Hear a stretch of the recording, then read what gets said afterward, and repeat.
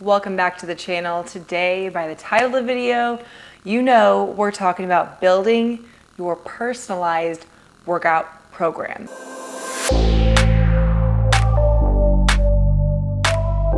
And what that actually entails, what that means, how to break it down. After my, I would call many years being in the fitness industry and building programs, obviously for myself, for clients, whatever it may be. These are the tips and tricks and kind of breaking it down by steps of what I think is really important to emphasize and important to keep note of while building a program and understand just throughout this whole thing. These are tips and tricks to help you make a personalized program for you. So whatever works for you, make sure it works. Make sure you're gonna do it long term. I'm gonna go over the program that I've been currently following and how I kind of switch my programs around to fit specific goals. But by no means does that mean that you need to be doing the exact same things that I do, that anyone else does. So again, take these tips and tricks and mold them into your own program. Let's go right into it. There are really 5 key takeaways that I want you to, write down, take some notes, rewatch this video, pause the video if you need to at any point to make sure that you can really break things down and understand what each key takeaway actually means. So tip number 1 is establish the goal. What is the goal? Is it to build strength? Is it to build flexibility? Is it to run a marathon? Understanding what your main goal is very, very important. There is no one plan that is perfect for everyone. There are 1,000,001 ways to get from point A to point B. So following those steps, step by step from what someone else does not necessarily mean it's the exact same route that you need to be taking. On that note, there has never been and there never really will be a one-size-fits-all approach. So understanding that and knowing that you may have the same goals as other people, and that's totally normal and totally fine, but you may have to get there in different ways. We'll talk about it a little bit later on in the video, is understanding your why. I think understanding your why is something that gets thrown around a lot. So what does that mean to you? Why do you work out? Why do you want to do fitness? Why do you want to run, lift weights, do certain movements? So understanding your why, and that's that big picture goal, is going to help you stay on track. And even on the days that you feel not so motivated or you feel down on yourself, going back to the core of why you did this in the first place is going to help propel you forward and actually reach the finish line and reach your goal. Be very specific with your goal. Regardless of your experience level, if you're new to fitness or you're an OG, everyone should have a goal in mind. If you don't have a goal, it's kind of lost. You're just working out to work out, and nothing is wrong with that. But again, if you're trying to reach certain things, you need to have the goal in mind, big picture.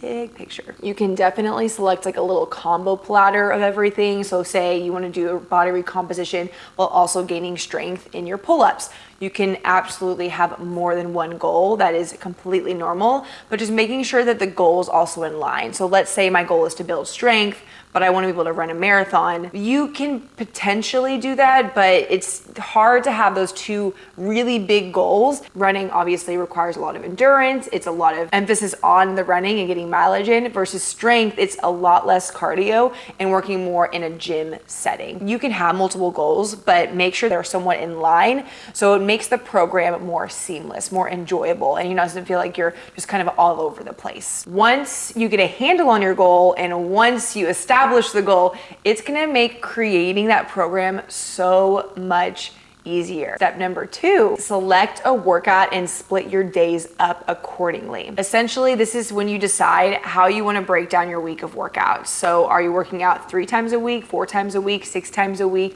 Are you working out, split bro splits where it's identifying body parts, or is it more of a full body strength? I just want to get into a program of conditioning. Really understand what is your schedule, what do you need, and what is feasible. If you're someone who works 9 to 5, you have kids, you work throughout the night, you're traveling a lot, it's important to be realistic. Saying you want to work out, 6 days a week for an hour plus each of those days, but you travel a lot and you have kids and you have maybe 2 jobs or whatever it may be. Maybe that's not as feasible. So starting small, maybe it's just 2 or 3 times a week, and really identifying what makes the most sense. I think it's really important to challenge yourself when it comes to fitness goals and any goals in life, but also be realistic with what you want to achieve. Let's say I want to run a marathon, but I only have a couple weeks until that marathon. That's maybe not a realistic goal. I mean, this is like a side note, but I think I can do it. But it's not going to be like a training program that's really well thought out versus really breaking it down and understanding, you know, I have a job, I have things I want to do. I don't necessarily want to dedicate every day, all day to running, to training. How can I still achieve goals while still maintaining my social life, my personal life, my business life? You know, there is a balance that you do have to play, and your workout program can absolutely fit seamlessly into that if you are smart about it. Kind of reeling it back, if you're a beginner just getting into fitness, starting a new program, I would say start with just maybe 3 days a week. Really minimal. It doesn't have to be a ton of time dedicated, and max maybe an hour in the gym or dedicated to that workout. If you're more intermediate, maybe it's 4 to 5 days a week, and advanced, it could be up to 6 days a week. But no matter who you are and what you're doing, I would say please integrate at least one rest day, just one.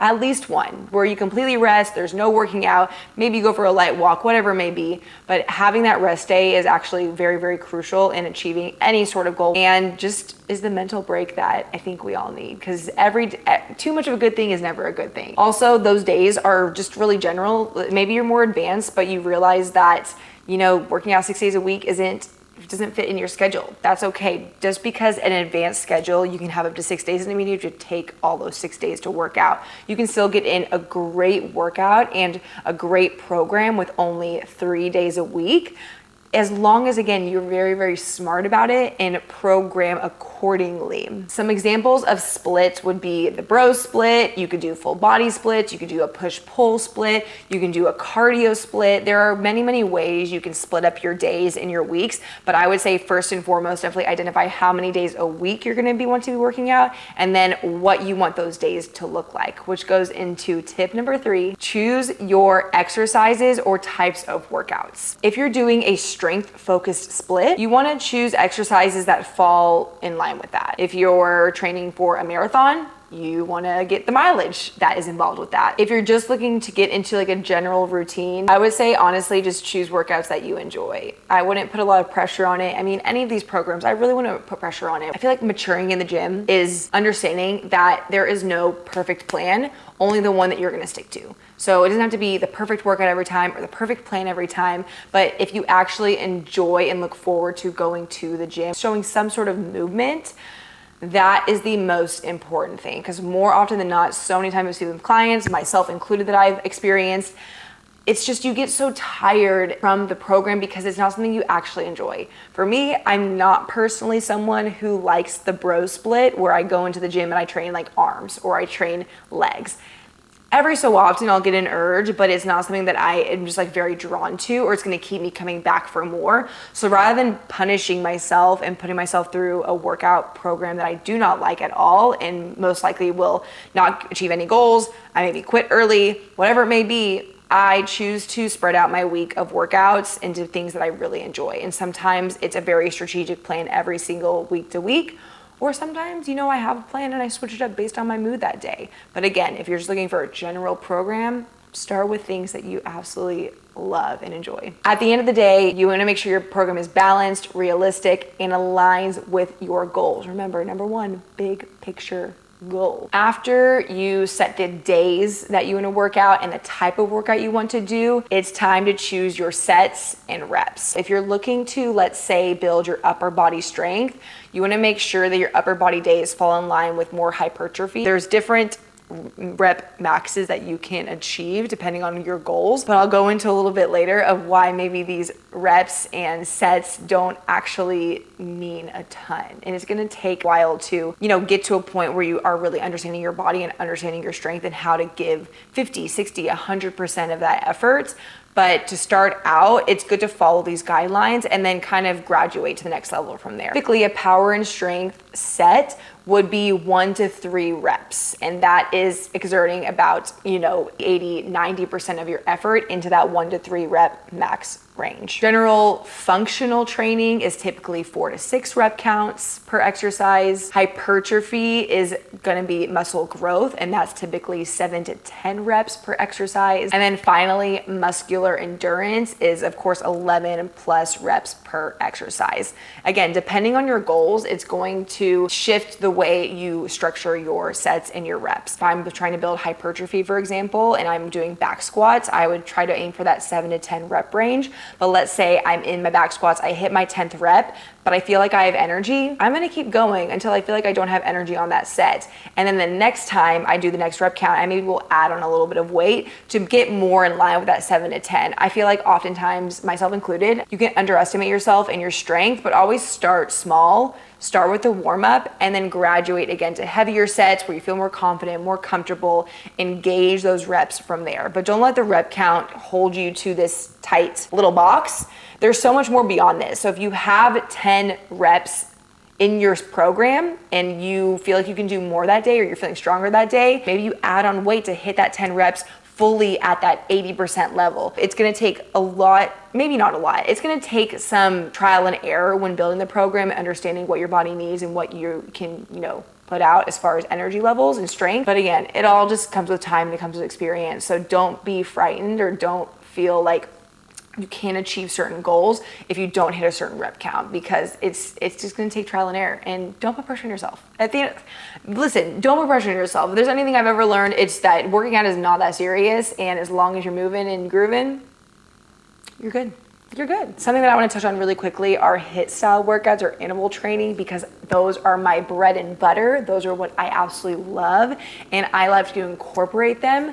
But making sure you're putting out the right kind of effort and the timing is key. So whether it is strength or HIIT or whatever it may be, the work to rest ratio absolutely matters. For example, a typical HIIT session, in that working effort, you're exerting 80 to 90% of your effort for that working set. Whether it's 20 seconds, 30 seconds, a minute, you're gonna be able to hold that set. The rest time is really how much rest you need to bring your heart rate back down, to gain control of your breath, and then you're able to exert exactly the amount of effort and intensity on that next set for however many sets you have. Maybe you notice that you're a little bit tired that day more than usual. Maybe you take a minute rest or a minute 90 rest. Understanding that rest is not a bad thing. It doesn't mean that you're out of shape. It's important to take rest, because if you're not hitting that percentage of your max out effort, then the workout is effective, but not as effective as it could be. And finally, tip number 5, plan how to progress your program. Maybe you reach a point in your program where things are feeling really easy, you're feeling really good, you're feeling really confident, you feel like you're getting stronger. It's time to progress. It's time to add more weight, or it's time to change things up. And that is awesome. It means the program is working. It means you're staying consistent. You're doing what you need to. You're eating right. You're moving right. You're happy with the program. Now it's time to progress it. So let's say you have a goal, again, of building just consistency in the gym, and your goal was to hit the gym at least 3 times a week. You've been doing it consistently for 2 months, 3 months now. I would say it's absolutely time to up your game. So whether that is a more intense workout on one of those 3 days, or you can add in a 4th day of movement, whatever that may be, start really small with your progression. It doesn't mean you have 3, you're in this routine, you're feeling good. Okay, now I'm gonna do 6 days a week. Stop right there. Stop right there. You don't need to do that. Just add 1 day. Maybe try a HIIT workout, or try like a strength workout. Try something new that's kind of scary to you, and it's gonna be a little bit more intense to kind of progress that training. With progress, you wanna create benchmarks for yourself. So something I do with myself and with clients is the first workout, even before the workout sometimes, of a new program, I have a benchmark for myself. If it's consistency and I wanna build, endurance or cardiovascular strength, I'll see how long does it take to run me a mile? How many squat jumps can I get in 60 seconds? Or how many push-ups can I do without modifying or dropping to my knees? Having those benchmarks at the beginning of your program, you can look back on that every, I would say 30 days, so every month, and see how much you've progressed and redo the benchmark test for yourself. This is something maybe we did in elementary school. I know we had a lot of benchmark tests with suicides and crunches. It's kind of the same concept. So it's just measuring your progress in those short 30-day intervals and understanding that, you know, you started somewhere and you have achieved so much. And it's a measurement that honestly, it's just a confidence booster. So maybe you don't feel the progress. It's only been 30 days or, oh, I've been working this hard for 2 months. Unless you're measuring your progress, you really don't get to have that like winning moment, that aha, I am doing this for me moment. And it feels good to achieve your goals. It feels good to hit more push-ups. Maybe you hit 5 push-ups, you hit 6 push-ups.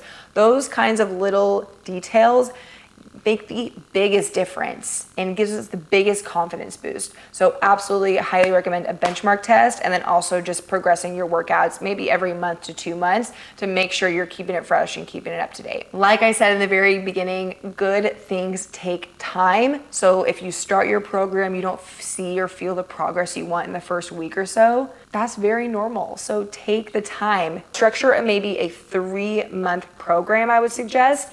And during that 3 months, you can obviously modify along the way, but having something to stick to in that 3-month period, I think you'll surprise yourself in just how amazing and strong and all the things that you can achieve in just 3 months, because it goes by really, really fast. And although it may feel like a long time or a long program to 12 weeks and be like, oh my gosh, I don't know what I can do for 12 weeks. I promise you, it's not a long time in the grand scheme of things. So take your time, enjoy the workout, enjoy your process. Really quickly, if you do want a tutorial or a walkthrough, I guess, of a structured program, I'm gonna link my video up here that pretty much goes over a week of workouts that I've been following for the past couple months now, and I've really, really enjoyed it. I talk about the video, why I break things down, why I do the things I do, even switching it up. Let's say I have like a HIIT day planned one day, but I wake up and I'm super sore, or I'm tired, or I don't feel it, or I'm on my period. Understanding that you can switch it up, and that's totally normal and totally fine. So I'm gonna link that video, like I said, up here. And if you have questions or comments, or you just want to chat more about programming, please comment down below. I love to hear your feedback and what you need from me. Workout programs, they don't have to be this scary thing. It's very easy. I put air quotes just in case. It's very easy to achieve and to create one, as long as you start with a big picture goal and then break it down by steps, just like we talked about today. I hope you enjoyed the video. Good luck programming your workouts. Make sure to follow me on Instagram at Spin City, where I post content every single day, and I will see you in another video. Bye.